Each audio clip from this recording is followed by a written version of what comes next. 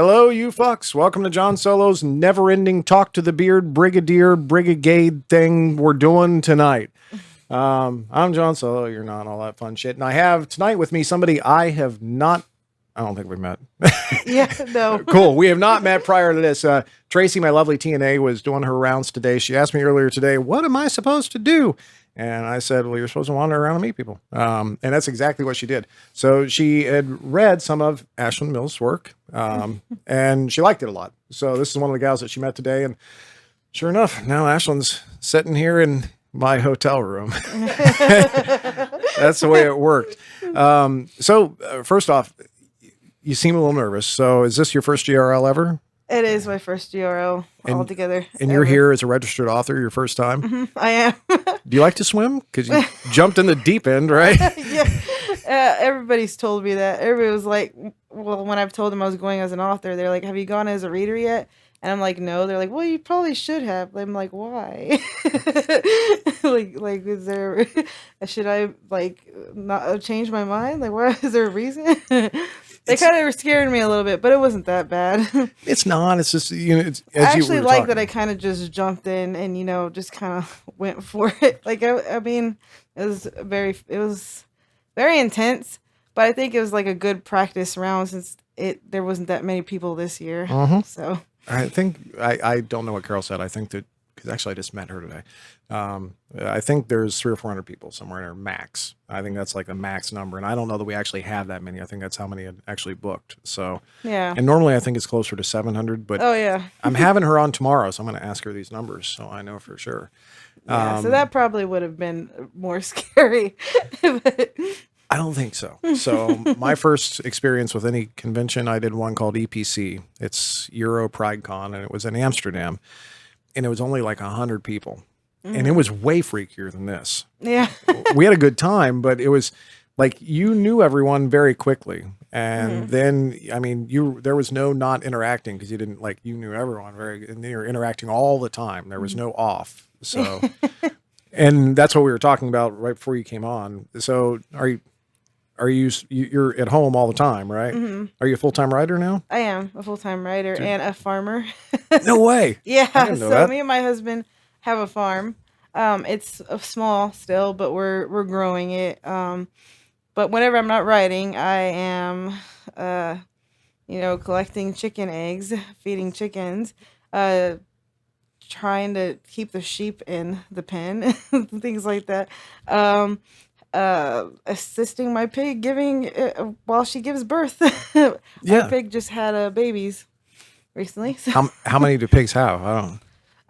They can have up to 12. They have quite a lot, and she had 11, but sadly only 5 made it because her breed is more of just she is bred to be eaten, not really to have babies, not to really to keep. Sure. So they usually aren't that great of being mothers. So we weren't expecting many to live, but 5 lived, and. Well, that's 5 more pigs than you had. Yeah, it is 5 more pigs than we had. Where do you live at? I live in Cameron, Missouri, so about 4.5 hours from here. Okay. Well, you're in Missouri and you're still 4.5 hours, because I'm in Ohio and I'm 6.5 hours. So that's on the extreme far side of Missouri. Yeah, Missouri's pretty big. I guess so. It's kind of like Texas. Texas is you're never going to get out of it. I was never very good at geography. This is my first time in Missouri. You got me excited because you said a couple things I'm super interested in. First off is chicken eggs. So, I mean, if I had my druthers and I could do it, I would attempt to do what you're doing. You're doing something I would love to do, which is self-sustenance, which is amazing. So you eat. And they're going to groan at me about this. You eat a lot of whole foods, which I love. One of my first discoveries, I went through a big health kick, and I discovered that we eat a lot of crap every day. Yeah. Yeah. So you know this. Oh, I remember watching this film on God, what was it called? It was on Netflix, and it was about farms and about the stuff that's sold in stores, and about how those bigger industrial farms that sell to the stores, these commercial farms, and how they they treat their animals and it's not good. And they got these chickens like in these small cages and they're like just eating each other's feces and it's just disgusting. It's gross. They're badly treated. They're on hormones, you know, and they're just it just grossed me out. And it really made me get on board with my husband, wanting to uh buy land and start a farm. So you didn't do this prior to Food Inc. It's the Netflix documentary I think that you're talking about. It's called Food Inc. Yes, Food Inc. That's right. I've seen it quite a few times, and It was very eye opening. oh, it was And I amazing. started eating organic after that, like trying to be careful what I eat because I couldn't, where we lived before was more in the city. I didn't really have any farms, but we did try to go to farmers markets and things like that more. And we did have like a garden, but we were still living like more in the city. And then we recently Yeah. just moved out here last year. But Well, it's difficult to. I watched that, and by the way, I was completely. My wife and I had already started. We do all organic, and we basically it's one ingredient food whenever we can, which is Yeah. challenging. Like when you come to a GRL, like I know we're gonna eat like shit for a few days, and even though this is, Definitely. I would be I'm grateful we have food, and it's awesome. But this is not the way we normally eat. So yeah. it's a very big adjustment It is. for me. But what's cool is, so your husband was already talking about this. You watch this. He's been talking documentary. about it for years, and I watched that years ago, and Yeah. I didn't really know if it was going to actually happen. I thought it was It's a just big one of those adjustment. things, yeah, that we were just going to forever talk about, and it was never going to happen because this was like maybe 6 years ago or something. It was a while ago, and then finally, it's like he just woke up one day and was like, "Let's buy some land and put some animals on it." And I didn't think he meant like, that week, but sure enough, he found some land, put our house up for sale, and and then as soon as we moved there, it was like only a few months, and he was already buying sheep, and I was like, wow, he's serious about this, like, it was like one of those. He was tired of talking about it and just wanted to finally just do it. Yeah. Now, so does he work a full time job, or is he just? Oh yeah, he has two jobs. Oh my He God. is in the army. He's a army reserves part time, and then he's also a army contractor. So he works on base um, as a IT instructor. That's a busy life. It is, and then he runs the farm. He mostly does it. I help. Mhm. Because I mean, writing really does take a lot, and then I have my two small children that I care for. And you have two kids. Yeah, and but yeah, currently we have sheep. He mostly wants to work with sheep, Yeah. because they cost less to. I mean, they eat grass, Mhm. and so we just buy grass feed, and we just make sure that my husband just makes sure that he just keeps the grass growing and things like that. And then we have pigs, and well, we only have 6 pigs now. We did have 7. I won't go into details into why we don't have Well, you probably got 7 hungry. That's anymore. Well, the dad, my husband said he's done his job. precise. Oh, I love this so much. Well, we're a little bit more of a homestead still, but we're branching out to being a farm. It does take a while, and it is expensive. So Yeah, sure. and but yeah, I mean, we did plan to raise some of these animals to feed our family, to have food, to eat, more, fresh and organic stuff because of the things that we know that gets put into, food that you buy at the stores. And I know some people do give me a hard time about it. And I'm just like, well, I mean, you eat pork, don't you? I don't really see what the difference is. Somebody's killing it. At least I know what my pig is eating. Precisely. Pulled Yeah. pork is one of my favorite things in the world too. So who was just telling me that they didn't like pulled pork? Somebody. Oh, it was Mary. Yeah, she was telling me. I make it like 2 or 3 times a month. That's my Yeah. favorite. But just the fact that you know where your food's coming from. You Yeah. know exactly what's in it. You know exactly what they ate. And when I go My to a grocery husband's- store, it's not.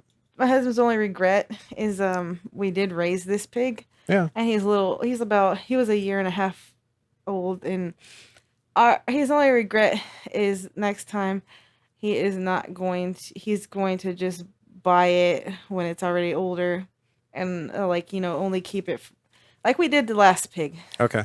that we put in our freezer. Yeah. uh, it was only a month that we had it at our house, and we didn't have any attachments to it like we do this one. I mean, we raised it from a baby. He was a 8 weeks old. him and the other one that we bought. Um, but yeah, so we did grow a little attached to him. My kids named him. My husband told him not to, but It is what I think. How old are your children? 8 and 10. I bet you they're going to get used to it after. Oh, they're very used to it. They weren't sad. It was only us that were sad. You know what my 10-year-old said? She goes, "Well, we gotta eat." That was her response. You'll never hear me say this again, but kids are fantastic.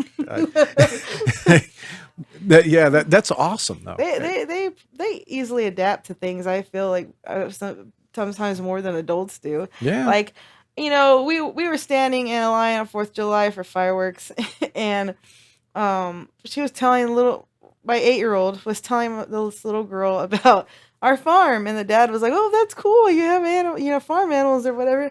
She's like, "Yeah, we have chickens and pigs," and she was like, "My dad's about to."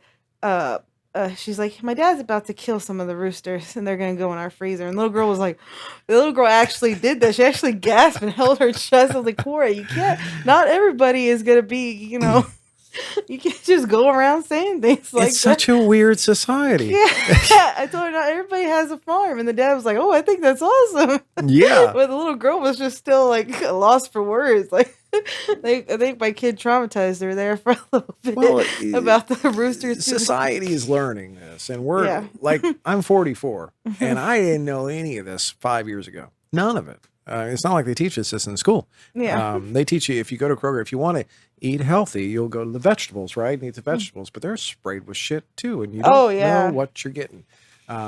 And the brigadiers are going to get pissed off at me because I talk about this a lot. It's a big deal in my life because I'm learning it and I'm very excited about it. So what is your 2 kids, and you're working on a farm, and you're a writer, and your husband, if he's working for the military, he's gone a lot. Yeah. Yeah. I'm sure he's not there all the time. No. What does your day look like? What time do you 3:30? What time do you get up? I mean, no, not that early. Usually, when he is at home, because sometimes he'll go for like weeks or months or whatever. But when he is at home, I get up at 5 and I move the chickens because they are free range chickens, and I know free range means different in different places. Like in the U.S., free range usually there's a lot of places where we have more predators where we live. And I know, like, my friend who lives in Jamaica, she was telling me that, they usually don't have them in like in enclosed, enclosure. They usually just have them free, and I'm like, I wish we could do that. But free range usually here means they're in a big enclosure, and you usually move it around. They usually rotate, get fresh grass with like insects and things like that. And it actually does help, like makes them happier, supposedly. Yeah. But sadly, we can't just have them run around because then they would get eaten by something. we have eagles and hawks and foxes. Are coyotes and things coyotes. Around here? Okay. We have coyotes. Yeah, those are the worst. Is a big problem where we live. Yeah. So much that my husband has to have electric fences up. And we do have 2 Great Pyrenees that are sheepdogs. Yeah, well, they're working dogs. They are. Yeah. And we had to explain that to the kids too. Oh, they're so cute when they were puppies, And they still are puppies. They just don't look like it anymore. Right. Well, and they have a job, which is a different. Dogs are very happy when you give them a job to do. They're incredibly happy. They know what they're supposed to do. They seem to be very happy doing what they do. Yeah.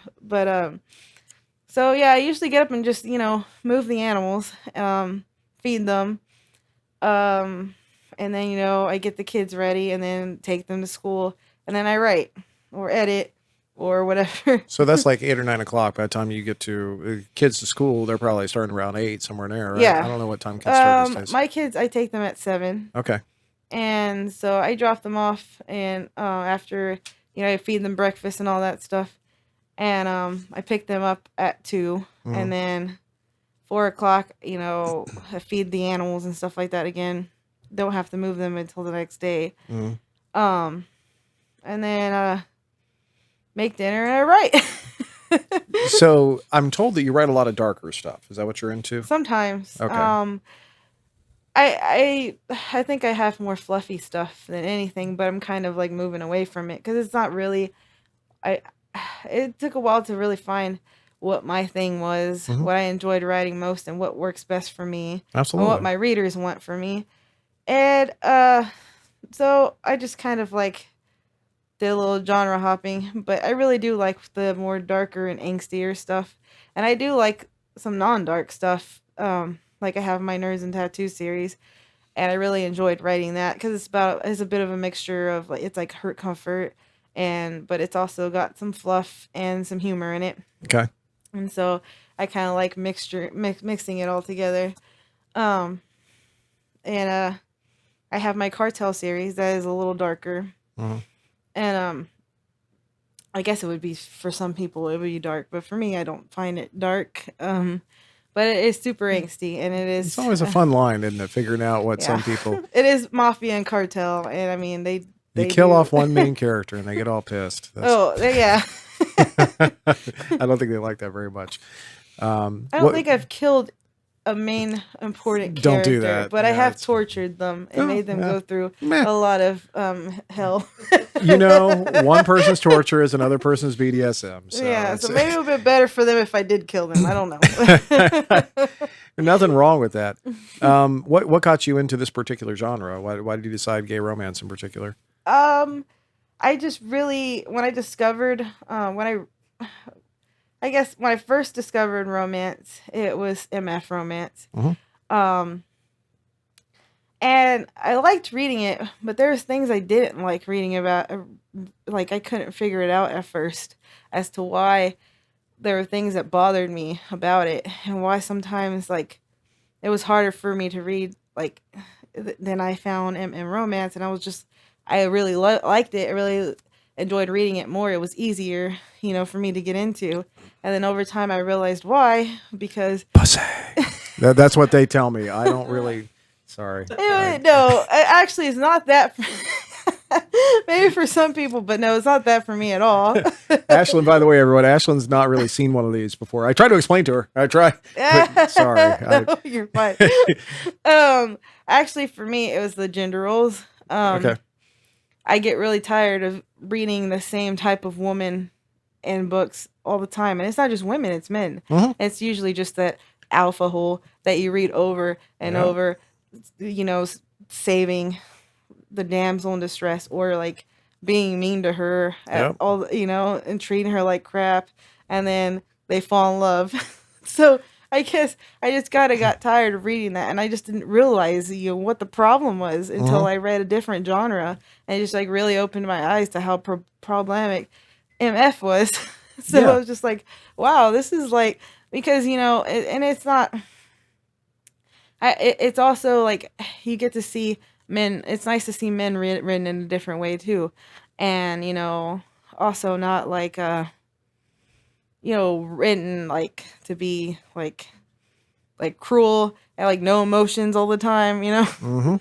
So that I guess that's really why I enjoyed reading it. So I also enjoyed writing it.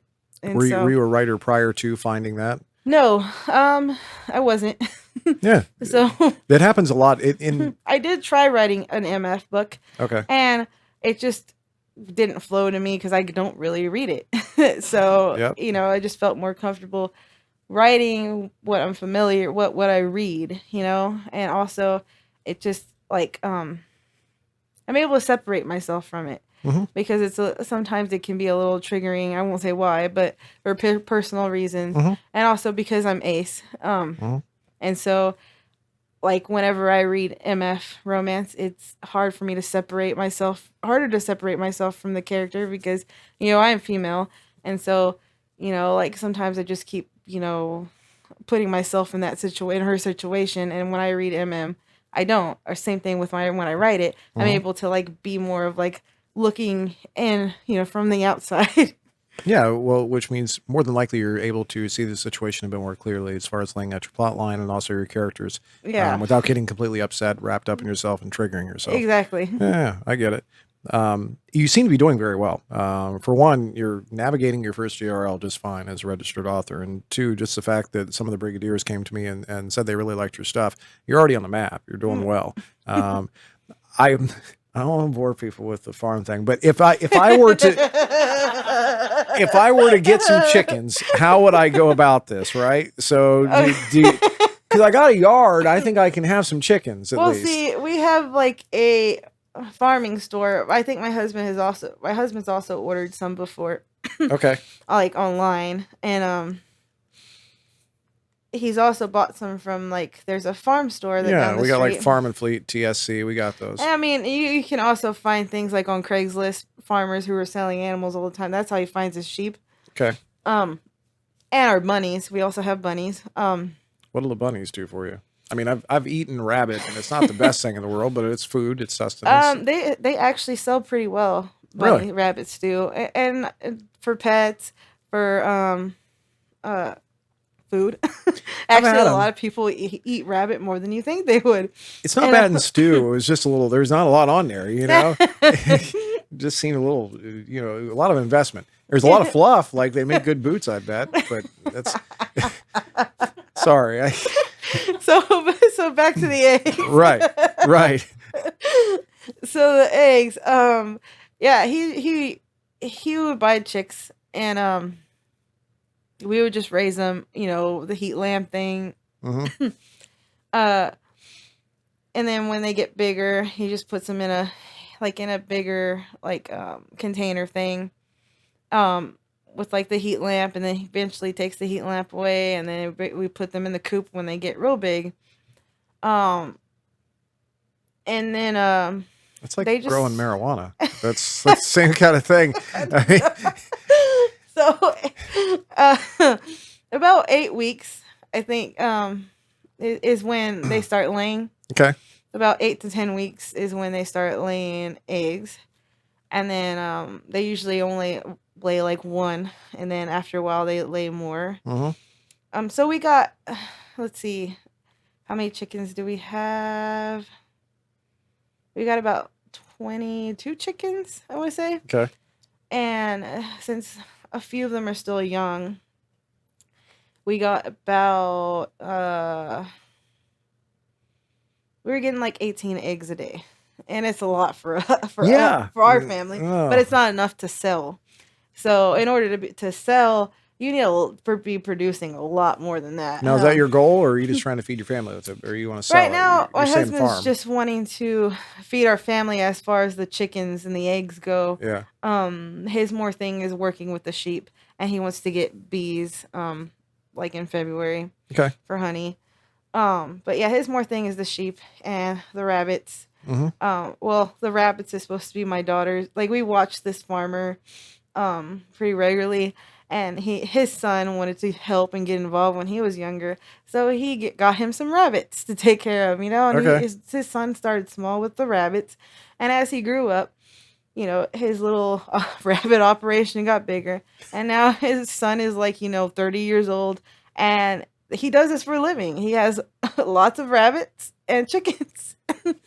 This is like you've made me feel good about humanity again. Thank you. It's awesome. Yeah. I mean, so how do the dogs do with the chickens? Do the dogs, because dogs like chicken. Oh, well, my lab did not do well originally. Right. At the beginning, she did kill 3 chickens. It's going to happen. Yeah. So usually farmers, when dogs keep doing that, they get rid of the dog because it's just what they do. Yeah. It's smart farming. Right. But my kids love that stupid dog. Sure. Sorry, that dog's a pain in my ass. Well, I've heard this story before, but you kept the dog, didn't you? Yes, we kept the dog. Yeah. We do have the dog, don't worry. Right. The dog is now one of the predators.